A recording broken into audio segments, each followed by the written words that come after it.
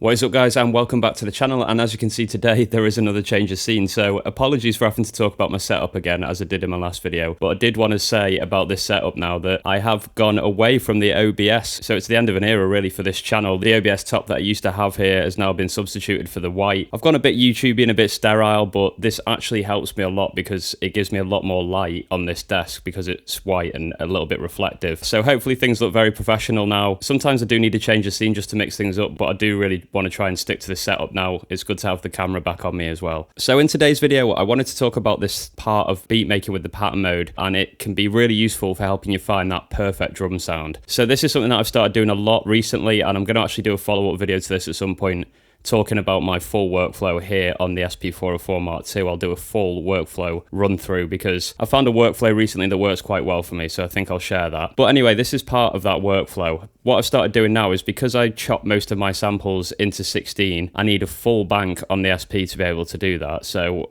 I use one bank for my chops. That'll be usually 4 bars chopped up into 16. Quite a common chopping technique, but I find it really, really useful and I'm getting good results with it at the moment. So what this means is that obviously I don't have any space for my drums, extra bass notes, rap vocal stabs, etc. So what I've started doing is grouping my projects together in these banks. You can see here that each button basically has 2 banks. So what I've been doing is using the first one as the samples and the second one for the drums. So in this particular example, we've got all my chops in A, and then in F, I've got drums. And what I've started doing, instead of just importing one of each drum, trying it, finding that it's wrong, deleting them, trying to find other drums, I import a series of drum sounds, usually from my SPVids packs. Shameless plug there. Check all the links in the description below. So I'll have a series of drums laid out in this particular bank, or these particular banks. So F, G, H, I, and J will be my drums. A, B, C, D, E are my samples. And I put them into lanes, I like to call them. So 1, 5,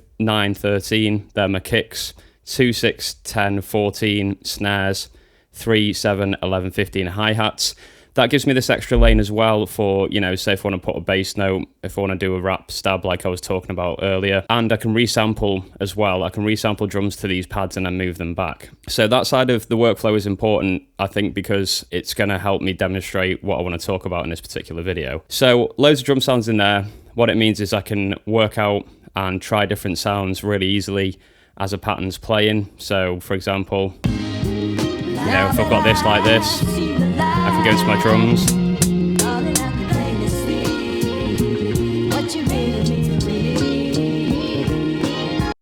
So you could hear there, I can try different hi-hats and see which one I like the sound of the most.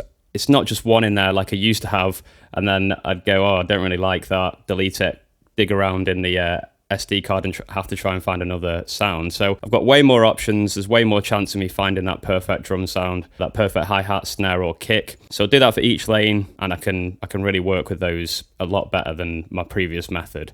Now, one of the great things about this method and with pattern mode, if you don't know about this, this is a really, really useful tip, is that even if you've programmed something in, it's not the particular sample that you've programmed in, it's the pad. So for example, if we go into this beat and I do 9,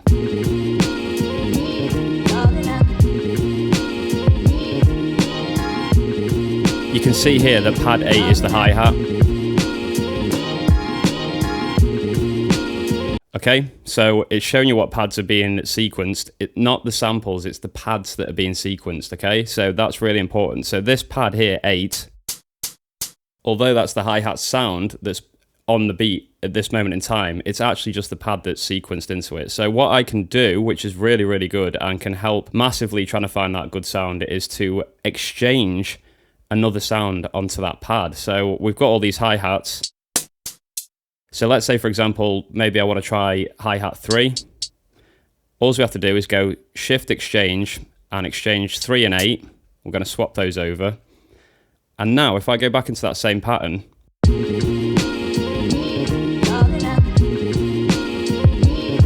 you can hear it quite happily plays along that hi-hat because it's playing the pad, not the sample. And you can go mad and do this for so many different things. You could do it for your snares, your kicks, even your chops if you wanted to, if you were that meticulous and wanted to spend that much time with it. It really does open up things because it allows you to try different sounds very, very easily, very, very quickly, and you can really hone in on those sounds that you want and get your beats sounding a lot better. So I didn't particularly like that one. I was just doing it as a demonstration. All you have to do, shift exchange, swap it back again.